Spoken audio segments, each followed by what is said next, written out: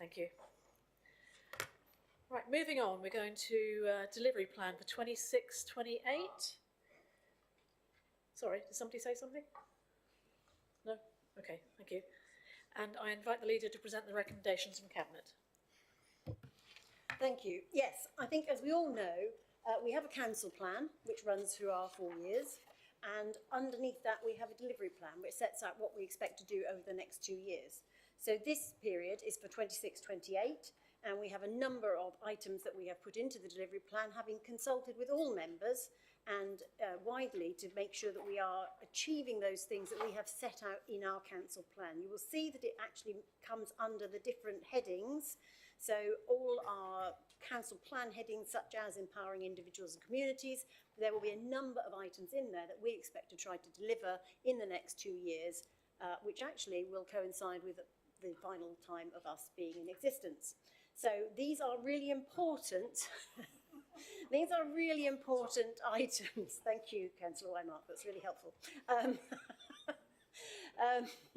So I'm really pleased to see that we've got some really good items in our projects here. So looking at our ways of working with key partners, looking at community safety, we've got environmental protection work that we're doing, all our food safety work, looking at climate change, looking at our economy, which we will be doing.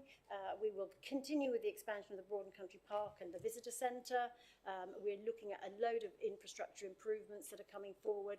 So there is a lot of stuff in this delivery plan, and I would urge you to have a good look at it because it's well worth it. I really hope you all support it. Everybody had the opportunity to put things forward for it. It does cover everything that we have said we were going to do. I think you will also see that we have key performance indicators which will be set out, by which we will work out how we are achieving those and how successful we are being, and those things will be reported quarterly as they have always been. So hopefully you will be happy to accept that this is a really good delivery plan and will adopt it tonight. Thank you very much. Thank you. Do you have a seconder? Natasha, Councillor Hartley. Do you wish to speak now? Yeah, I'll speak. Okay, thank you. There's not a huge amount to add. That I think Councillor Holland has covered it all. Members have had a chance to feed into it. It's not like we've just sprung it on you. It covers all of our ambitions. And I have to say, considering, as has been pointed out, we won't exist by the end of this, it's a very ambitious delivery plan. It's not like we're in wind-down mode. There's lots going on. So lots for you all to support, and I hope to see you all put your hands up. Thank you. Thank you. Do we have any comments or questions from members, please? Councillor Clancy. Sorry, Chairman, I'm sure you'll join me in noting that the Tyrone Medical Community Hub is part of that plan. Hopefully that will come to fruition and hopefully that will be developed accordingly. I think a lot is going to depend on what has already been said by others. Can we deliver in that time? Will we be able to deliver in that time? How are we going to fund it? We'll need a business plan, we'll need a timeline. There's a lot of work to be done, but it's a move in the right direction, which I would acknowledge. Thank you. I just hope, as I am, you're very optimistic this is going to happen. Thank you. Anybody else, please? Councillor Empsall. Yeah, I'd like to say that I think H3 is very good to see in a delivery plan, the council-led affordable housing delivery. We all know that developers are not as keen on the affordable housing now, and all we hear is that they're trying to sort of reduce less and less. So I think that is very positive to see us council-led affordable housing delivery. I think that's a really positive move. Thank you. Councillor Waymark. Thank you, Chairman. Yeah, it's really good to see many of these items in here. I just want to say about what it's E3 actually, supporting delivery of the health and wellbeing strategy. The health and wellbeing partnerships are a really important vehicle for actually working with our local communities.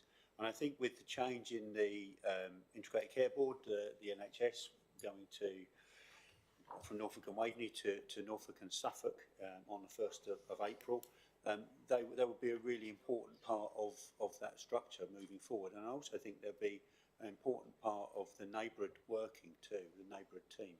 So I just want to say I'm really pleased that we've got the funding in place, and obviously we continue on that. And well, yeah, if I'm around, then I can assure you the funding, but I can't otherwise. But anyway, but I'm just sorry from from a county point of view. Someone else might have a different point of view. But there you go. But also as well, I just want to pick up around the expansion of the food safety team with the commercial revenue that we're looking to generate for business support and training. I think that's really, really important sort of area that we do focus on and we need to focus on. So I think that's really good. And obviously from Raki's point of view, it's great to see the community hub in there too. Obviously along with the other things too. So thank you. Yeah, good. Thank you. Anybody else? No? Okay. Councillor Holland, do you wish to say anything else? I think I would just say about the Taverham Hub, just for Councillor Clancy, we are working very hard to get a business plan together for that. It is really important. It is a big project and we're aware there's a lot of work that needs to go into it. I would hope that even if we can't get it effectively done by 2028, we will have it to the point where it will be done by any future council. So I think that's really quite important to note that we are very committed to it. We will just continue to work on it and make sure we get it to that point if we can. So again, I think that's really all I have to say on that. So if everybody would just like to support it, I would be very grateful. Thank you. Okay, we go to the vote, please. The recommendation of council is that we adopt the excuse me, the delivery plan for 26-28. All those in favour, please. Thank you. It's unanimous.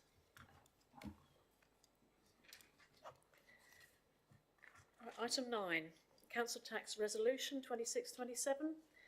That was in your supplementary report, which I hope you've all got. And I invite Councillor Riley to present the report, please. Thank you, Chair. We can be pretty short and sweet on this one. The recommendations are listed 1 through to 5, and I'd simply move those, Chair. Thank you. Can I have a seconder, please? Sue Holland, thank you. Go to discussion. Oh, sorry, Sue, did you want to speak first? No. No? Okay. Any questions or comments, please? None? Thank you.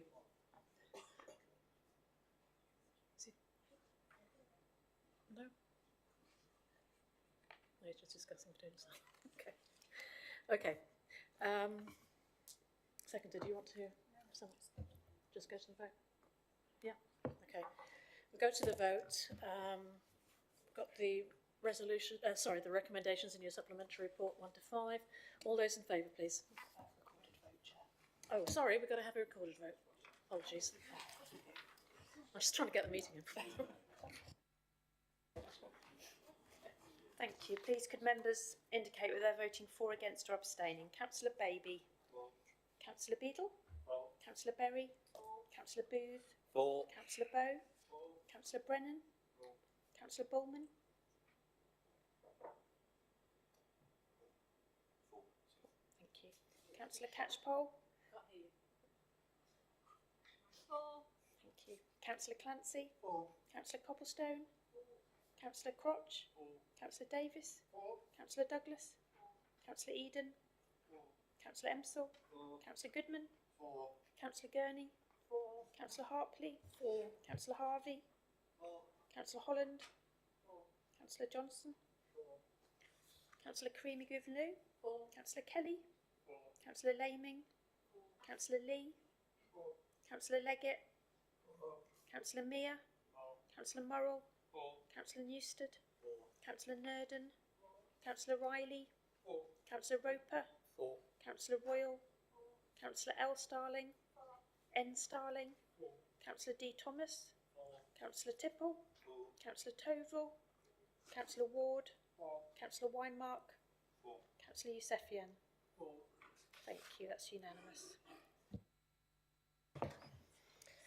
Okay, thank you. We're going on to the Monitoring Officer's report on page 330, and I invite the leader to present the report. Thank you. At the risk of being accused of moving something off to somebody else, this is primarily about planning, and so it's actually something that we didn't have to bring to council, but I think I will let Councillor Roper explain precisely what this is all about. Thank you. Thank you. Happy to second this proposal. We're bringing it to council for matter of transparency, really, and to hopefully get full member buy-in in the process that we're looking to achieve. as people would know, that actually to set up a member working group, a portfolio holder can just do that, but we thought it best to bring to council for the reasons that I've set out. What we're looking to do is to set up 2 working groups, and I'll explain why. The background to this is, for a long time, we've had very strong performance when we're looking at the KPIs as far as planning is concerned. It's green across the board virtually every quarter in which we report on it. But what we have to acknowledge is that the planning and enforcement service has undergone a lot of changes in recent years, a lot of changes since the days when we were at 2 separate councils, since the days when we were at Thorpe Lodge, since we formed the one team. And within that period, we've never actually took a step back and had a review of actually, is the service doing quite what we want it to be doing? And is it providing the best service that we can to the residents of Broadland? So what we're looking to do is set up 2 groups. One of them replicates work which is already happening or has happened previously at South Norfolk, and that is to set up an enforcement oversight board, because if actually we think about it in terms of the feedback we get from our residents and our stakeholders, enforcement and compliance is a big part of it. And I think it would be a good piece of work to have a working group focused on this and in terms of what we're delivering in Broadland. The other piece of work is that we are planning to get, it will be the Planning Officer Society to come in and conduct an external review of our development management service. They will produce a report which will very heavily weighted in terms of what feedback they get from elected members and what feedback they get from stakeholders. And off the back of that, we will then have another working group to look in terms of how we implement an action plan based on their recommendations. So as I say, we're not saying anything is going particularly wrong at the moment, but I think it's a good opportunity, particularly as we're approaching LGR, to make sure that planning is being delivered in the best possible way within the Broadland district. So I'd hope that we have full buy-in from all members and you can support this.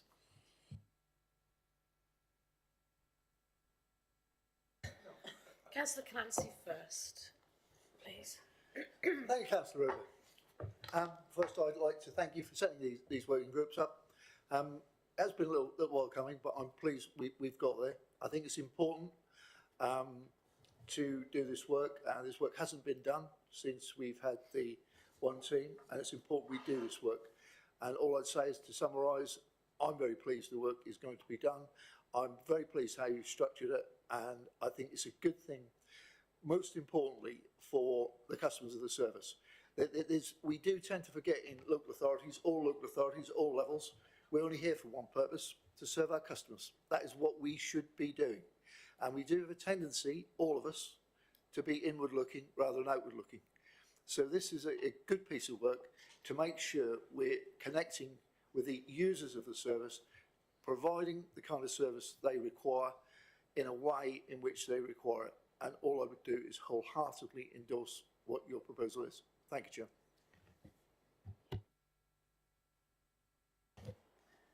Oops. Thank you, Chairman. Just one comment that I was wanting to make about this is that our one team serves 2 council areas, and this is a project that is being undertaken solely by Broadland District Council. But the work of the team services both council areas, and therefore I'm just wondering whether there is scope potentially for both councils to be involved in this team, looking at the work that the team is doing rather than just from Broadland's aspects. Thank you. Councillor Laming next, please. Thank you. Thank you, Chair. It's just a query really about the wording in the report. So in paragraph 2.2, it says that an enforcement oversight board will be established. It will have 5 members. It will be politically balanced, and those members will have received planning training. And then in paragraph 2.3, it says a development management review panel will be established. with the same constitutional provision as outlined in 2.2 of the report, but then it goes on to say that it will have 5 members made up of any member of the council. So my question is, will those members have received planning training or not? Because it's not clear to me from the wording whether they will have, and I thought maybe it would be helpful if they do have planning training. Thank you. With your Yeah. permission, Chair? With your permission, Chair? Respond at the end, Dan. Yeah, okay. Councillor Morrell, next please. Sorry, just along the same sort of lines, but also where it did say that the members would all have planning training, we just wondered whether or not we could have some additional planning training to supplement this to ensure that we have a broad breadth of members on the panels. Douglas, please. Thank you. Thinking of if people who are going to sit on the oversight board have had planning training, could I suggest it might be appropriate that whoever sits on the oversight board doesn't sit as a permanent member of planning, please?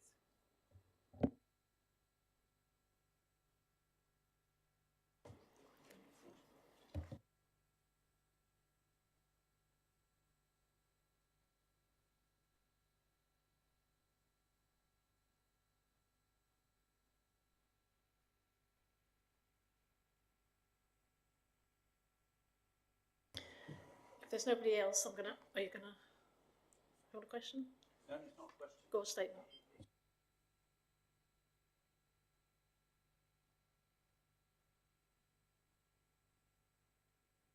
Relevant is sort of like relevant to the point.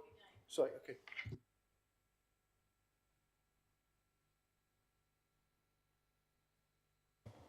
I'm going to go to Councillor Roper to follow up, please. One of the beauties of our constitution, as I said, we don't necessarily have to bring this to council tonight because it can just be set up by the planning portfolio holder, is we can actually iron all of this out outside of the meeting if there are any rough edges that we need to look at. With regards to extra planning training, there is a kind of a third strand to this, in that it is acknowledged that it would be good to have another refresh as far as planning training is concerned for all members, not just those on the planning committee. And I've already spoken to the monitoring officer in my role as chair of the standards committee, which of course covers members training, to see if we can get that covered off. In terms of appointments to the group, that is entirely a matter for who group leaders wish to nominate towards that, as to whether or not they feel it's best if it is somebody who's a permanent member of the planning committee to somebody who's trained.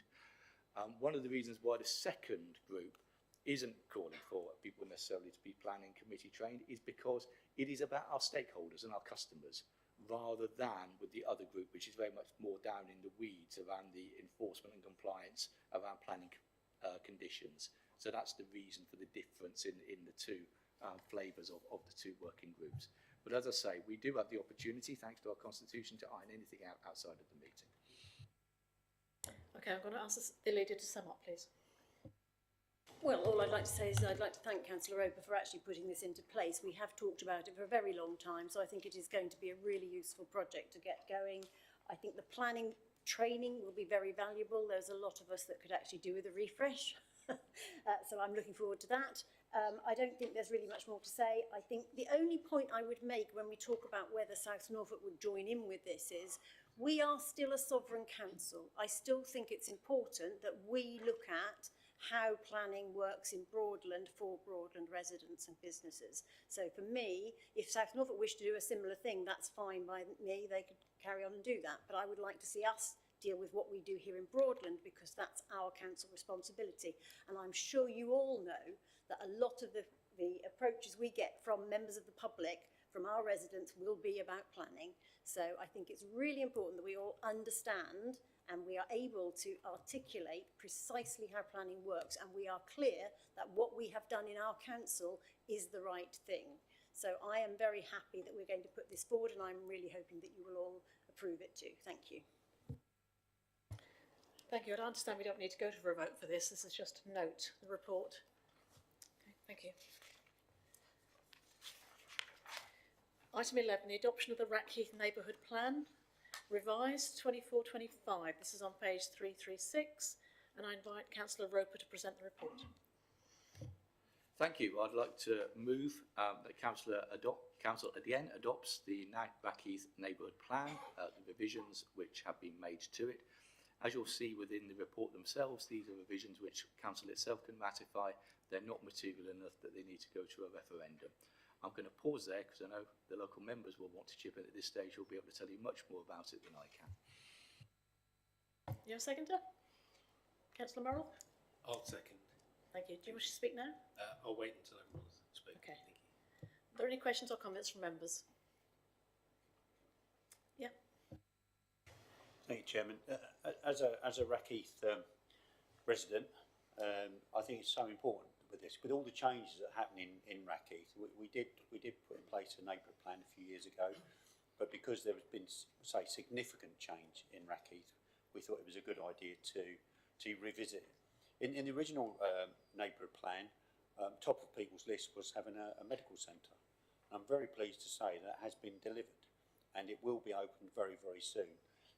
There have been questions on social media around the catchment, and I have got confirmation from the ICB. The ICB have changed the catchment area for the medical centre, so that people in Rackheath who would otherwise have been out of the catchment for the Houghton and Wroxham medical practice, who will be delivering the GP services, will be in catchment.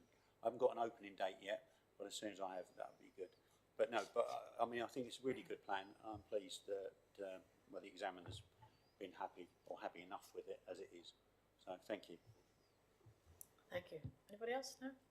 Go back to Councillor Morrell. Do you wish to sum up? Thank you. No, as I say, I'm really pleased that the neighbourhood plan has been revisited, amended, and the examiner has taken the points into consideration. I'll just reiterate, friend stole my thunder about the medical centre, and that, but I know that was a lot of hard work to get it to where it is, and we're really pleased that it's been delivered prior to the GT16 planning, which we know is coming next Wednesday to committee. But there is a lot of development that's going to come forward, so I'm really pleased that we're in the current position, and I've wholeheartedly recommended the council to adopt. Thank you. Councillor Roper, do you wish to say anything else? I think it's all been said, Chair. Okay, we'll go straight to the vote. Recommendations on page 336. All those in favour, please. Thank you. That looks unanimous. Go on to item 12, which is the recommendation from the Audit Committee, the updated anti-fraud and anti-corruption strategy on page 402, and I invite Councillor Riley to present the report. Thank you, Chair. I'll refer Council to 1.4 and 1.5 of the report in front of you today, which really pinpoints the reason for updating the Economic Crime and Corporate Transparency Act 2023 means that provision is going to come in by September of 2025 in terms of these offences. The offences complement the existing anti-fraud legislation. For example, a person who has committed a fraud may be prosecuted individually, whilst the organisation may be prosecuted under the new Act for failing to prevent it. It's really straightforward. The Audit Committee is recommending Council adoption of the updated anti-fraud and anti-corruption strategy. As simple as that, Chair. Thanks. Thank you. Have a seconder? Councillor Yousafyan, wish to speak now? Thank you, Madam Chair. I'll just reserve the right to. Are there any questions or comments from members on this report? No? Okay, go back to Councillor Yousafyan. Thank you, Madam Chair. I really have nothing further to add to what Councillor Riley just spoke about it. And corruption, anti-corruption and fraud is absolutely essential, and it's important for our policies to be up to date, and this document does that for us.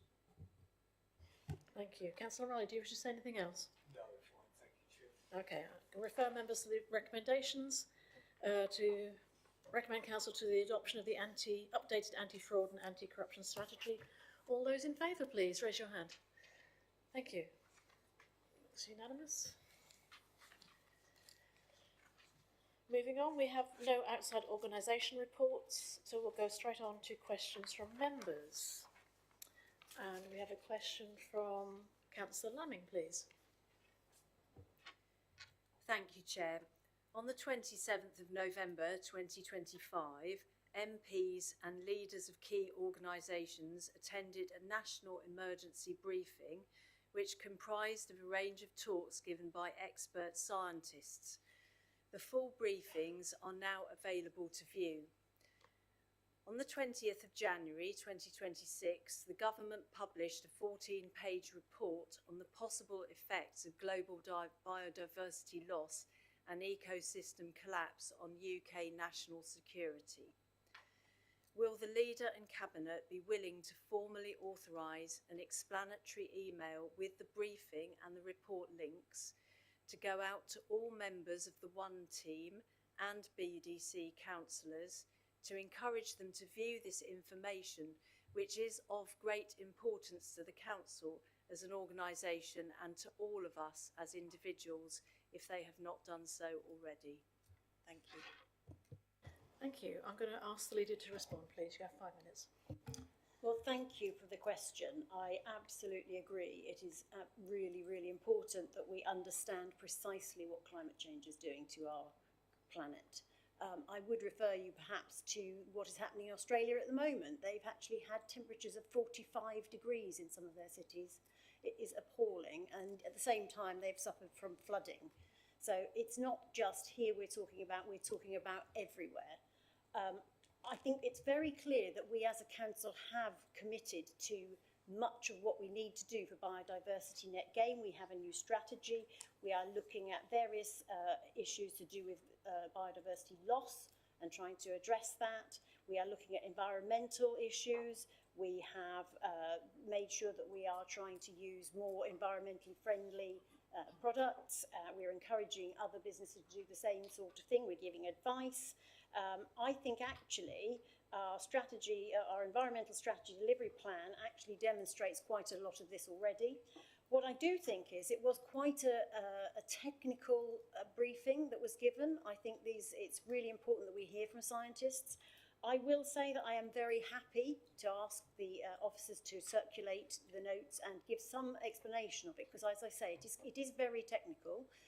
But I do think it is worth everybody taking note of. So yes, I am happy to agree that officers will circulate this to members of the staff and also to councillors for them to view. Thank you. Councillor Leming, do you wish to ask a supplementary question? No, thank you, Chair, and I'd like to thank the Leader for her response. Okay, thank you very much. Go question from Councillor Emsall, please. Councillor Emsall, you have 2 minutes. In light of a second Labour budget delivered in November that, again like the first, fails to support small and medium-sized businesses, many businesses in the hospitality sector that support our local tourism industry and our local pubs have been badly hit. Businesses that are the beating heart of Broadland. What new initiatives have been developed to offer additional support locally to assist our struggling local businesses that have been landed with additional cost by a confused Labour government? I'm going to ask Councillor Booth to respond. You have 5 minutes, Councillor Booth. Thank you. I must start my answer by correcting some errors in Councillor Emsall's question. Firstly, our excellent local pubs have not been hit by the November budget for the simple reason that changes in it don't even start until April the 1st. Secondly, there was significant help for small and medium-sized businesses in the budget, particularly a £4.3 billion support package to reduce business rates for them. Pub numbers have been dropping for many years. Indeed, in the 14 years of Tory misrule, the net number of pubs reduced by nearly 7,000. That's one closing every 14 hours, and that rate has actually slowed down in the last couple of years. The reason for the decline in pub numbers are many, but 2 of them are people drinking more at home and a large increase in the number of 18 to 35-year-olds either not drinking alcohol at all or drinking it very sparely. The government is well aware of the struggles of pubs and has recently announced that pubs will get a 15% discount off their new business rates bill, on top of the support announced in the budget, and bills will also be frozen for 2 years. 3/4 of pubs will see their rates bill remain flat or fall from April. Now I come to the initiatives of the Economic Development team I've been working on. First, there is our Let's Go walking trails and website, alongside our new visit platforms. These promote our towns and rural areas, with local groups helping to populate content and track downloads. This is about driving footfall and spend into local hospitality businesses, our wonderful pubs, cafes, restaurants and attractions, complementing the direct business support that we already do. This is a new commitment in the delivery plan that we've just approved. Secondly, there is our work on the new high street auction powers, which allow us to bring long-term empty shops back into use and strengthen the high streets that some of our pubs, cafes and restaurants depend on.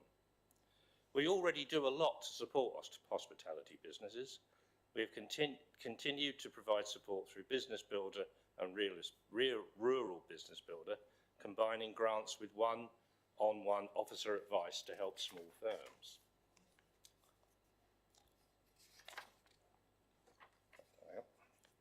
Including pubs and investing. Grants awarded this year include direct support to Broadland hospitality businesses, such as £20,000 to the White Horse Community Pub to help them build an outdoor structure to increase covers and enable events, supporting viability in year-round trade. £7,946 to the Black Swan for kitchen appliances with both reduced emissions and improved productivity. £5,000 to the Marsham Arms towards flooring as part of diversification following purchase of the pub, and a £907 build-up grant to Dirty Rascal Street Food to kit out a new van for this start-up street food business, supporting growth in local food and events trade. All these grants have been match funded. These examples show that our capital funds are directly backing the pubs and food businesses that underpin Broadland's visitor economy and village life. We also, of course, continue to support businesses. We also, of course, continue our core local business support package with its many ways of supporting business. These include, and Sam's going to put them at the end, one-on-one business support for economic development officers, pre-start and early stage advice, business diagnostics and signposting, business engagement through our highly successful business breakfasts, business awards, newsletters and cluster groups such as the Tate Spuds Collective, local networking and relationship building, promoting other national and regional funding opportunities, and giving guidance on growth, diversification and productivity. All those are going to continue. The Business Builder umbrella continues to provide practical, on-the-ground support to Broadland's businesses, including pubs, which is very much the team's mission. New initiatives are well and good, but steady, effective business support is what we are about. Thank you. Thank you, Councillor Booth. Councillor Emsell, do you have a supplementary? You've got 1 minute if you have. Thank you for your response. I do feel obviously the budget was in November, put together some ideas, and we could have had the economic success meeting that was cancelled in January. I think Conservative councillors feel that to not have that meeting, and maybe the business builder could have been discussed there about the future of that. So I feel that, you know, there are chances to have had discussions that weren't taken. Thank you. Councillor Booth, you wish to respond? Only to say we will be having the next panel because we have got things to bring to it. I can see no point in having panels when we haven't actually got policy to discuss. But we will have the next one. We have got things to bring to it. Okay, we're going to move on to motions. We have one motion that Broadland District Council amend the council procedure rules for ordinary meetings of the council. This motion is submitted by Councillor Gurney, and I would like Councillor Gurney to present her motion, please. You have 5 minutes. Thank you, Chairman. Whilst our current agenda for full council does contain a number of statutory opportunities for members and members of the public to speak, these questions have to be submitted in advance of the meeting and responses, just as we've heard. So I'm asking councillors to support this motion, as I'm of a view that the insertion of this item, slightly differently worded on an agenda, will add further an element of openness and transparency to our deliberations and demonstrate even a better practice. It's not uncommon for full council meetings across the country at all levels to have this formal agenda item of spontaneity. Indeed, Norfolk County Council have adopted this item at its full council meetings for a considerable number of years now. And in fact, our fellow South Norfolk District Council based here has a statutory agenda item which was on their agenda for last night's full council meeting, which is to take questions to the chairman and portfolio holders, and does say that it's not necessary for notice to be required for questions. And I do feel that premeditated answers and questions does not give us the openness and transparency that perhaps we need.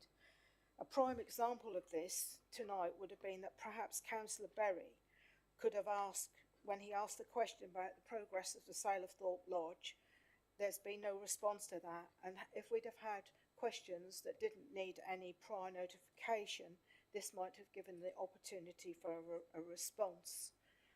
I would urge councillors to consider seriously the proposal and modify what we already have to allow further debate and spontaneity and demonstrate a positive opportunity for our electorate over a willingness to openly engage in a positive and forward-looking process, which I think at the moment has its limitations because we have to ask our questions in advance.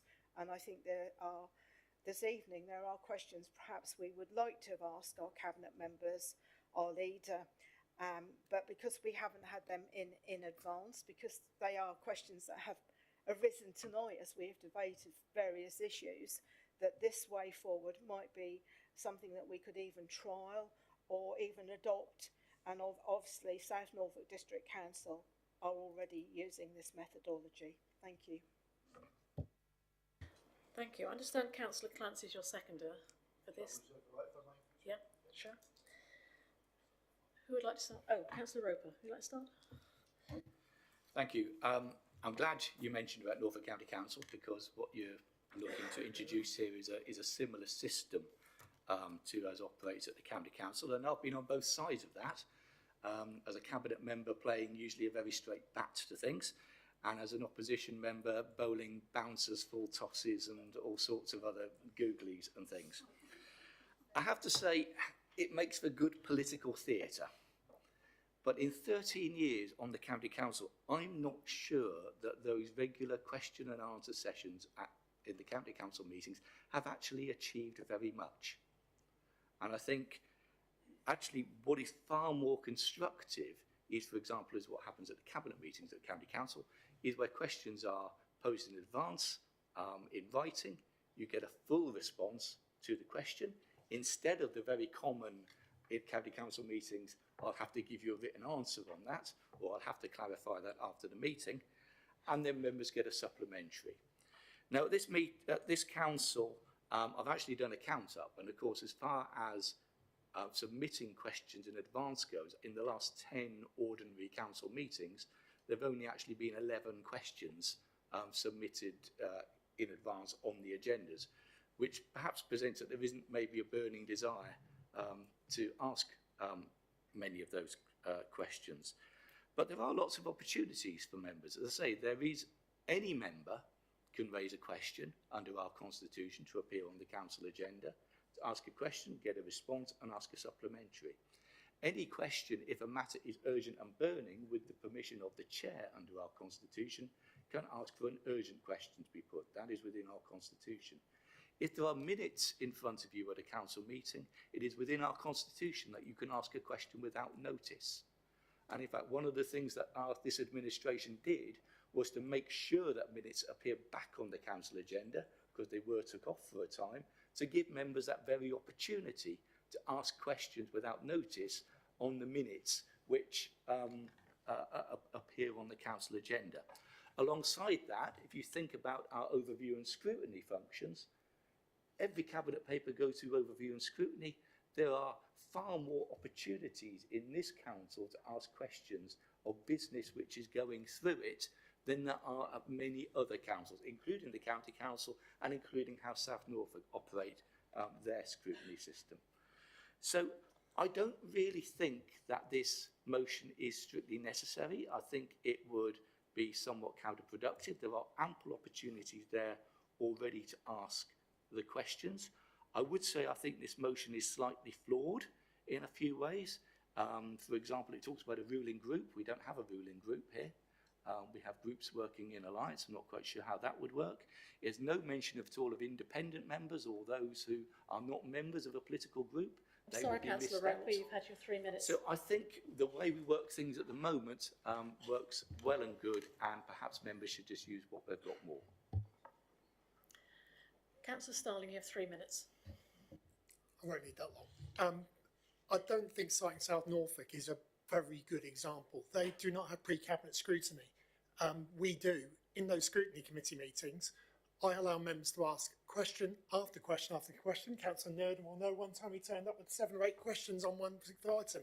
I didn't stop him from asking them. He was allowed to ask questions back to elicit the clear response that he needs. And I don't think I've ever had to ask anybody to stop speaking or stop asking questions at an overview and scrutiny committee meeting, because I think it's really important that we have that opportunity to question the right people at the right time on the right subjects. And we have the experts in the room at that time. And I think opening up a opportunity for gotcha questions that are not, but we had premeditated answers. I'd call the answers we get researched and evidence-based, rather than asking someone a question to try and catch someone out, because that's not what we do at ONS. We ask questions to the right people at the right time. So I think our system works well. Thank you. Councillor Berry next, please. Thank you. Just for clarity, or clarification even, just like to point out that Councillor Holland did me the courtesy of, during the adjournment we had earlier, of answering my question. I did perhaps catch her a little late with the question that I asked her, but she did clarify the point regarding thought lodge for me. Thank you. Thank you. Councillor Holland. Yes, thank you, Councillor Berry. My point actually was that I forgot to answer that question in the course of my chatting, so that is why I took the opportunity to go and speak during the break. I would have answered it in council. I didn't. I simply omitted to do so out of accident, really, rather than desire. So I do think personally that we have ample opportunities to put questions to council. One of the things that we're talking about, transparency, I think that if you are not putting them in advance, that is actually less transparent for residents and people who live in our district. I think it is much better to have absolute transparency, so the question is visible to everybody on the agenda, and that you get a properly researched answer. So for me, I will not be supporting this motion on that basis. I'd also suggest that there are often questions that you could come and ask us at any time. So some of those things, you know, and many people do. So I don't think it will benefit us in any way to have a system where you can just ask random questions at any point. Thank you. I've got Councillor Hartley next, please.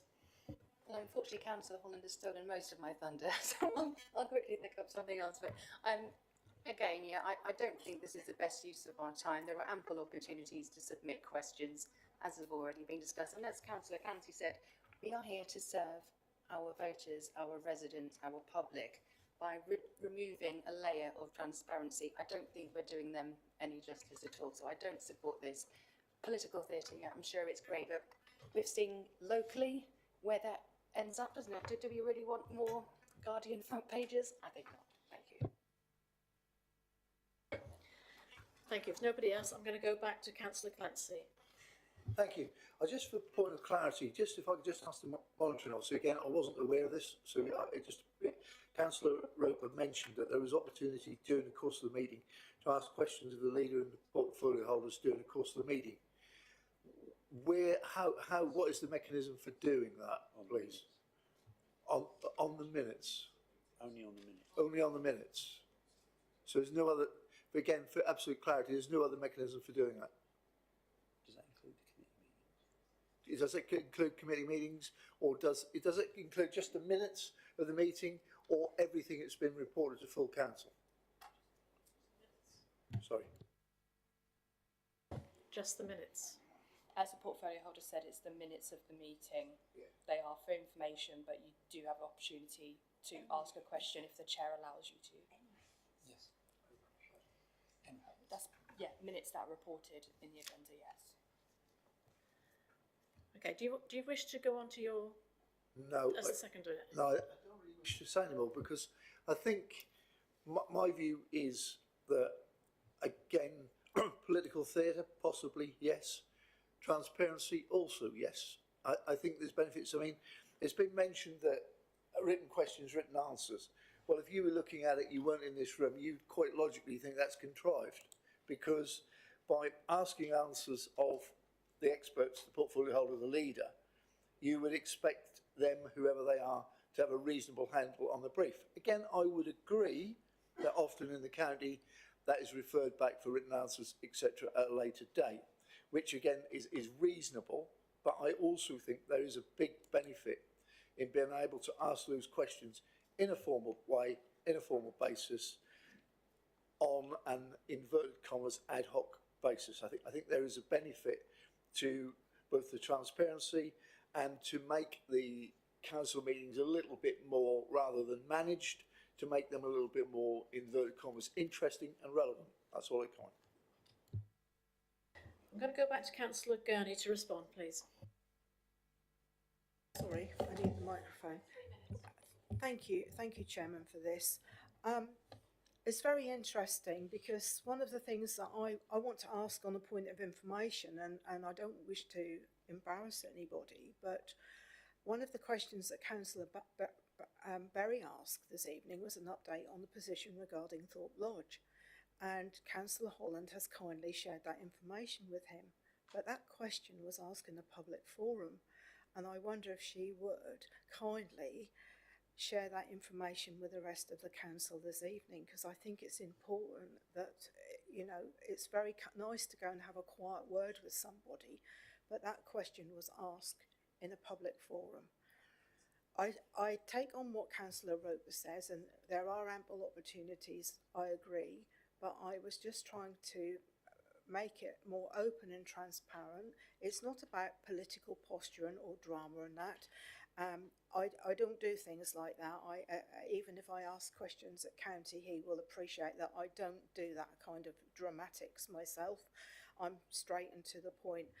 I think it's important that this is actually being filmed and it's being put onto YouTube, that the public do see that we are in a position to ask questions spontaneously as and when they occur during the course of that meeting.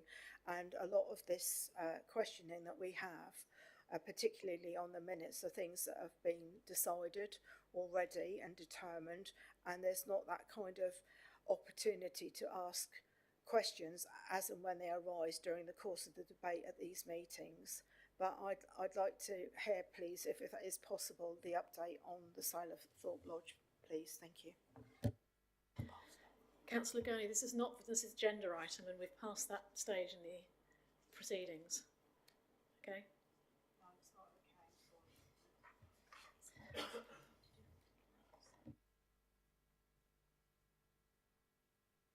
okay. Okay. As you're unhappy, I'm going to ask Councillor Holland to respond to you. Thank you. Yeah, it was genuinely, I had intended to respond and completely forgot. So that's my fault. I'm just getting old, so I'm sorry about that. But basically, all I was able to say was that the progress of the sale is going through. There is a commitment for planning to be confirmed before it completes. So as soon as that happens, then the whole thing will be sold. So as far as I'm concerned, there is no issue with that. That is going through as described. How long that will take, I'm not entirely sure, but until that point, we will be responsible for maintaining Thorpe Lodge.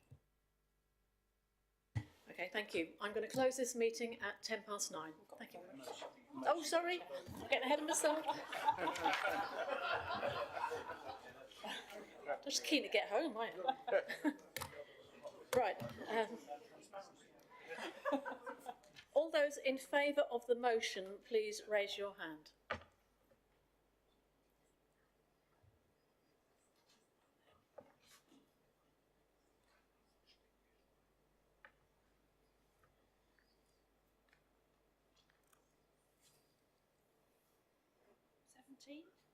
Okay, all those against, please raise your hand.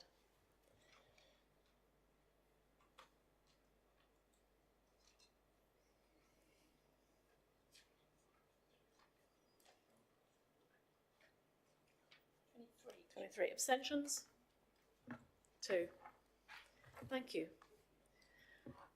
That motion has not been carried. Right, I'm going to close the meeting now. And it's 9:11.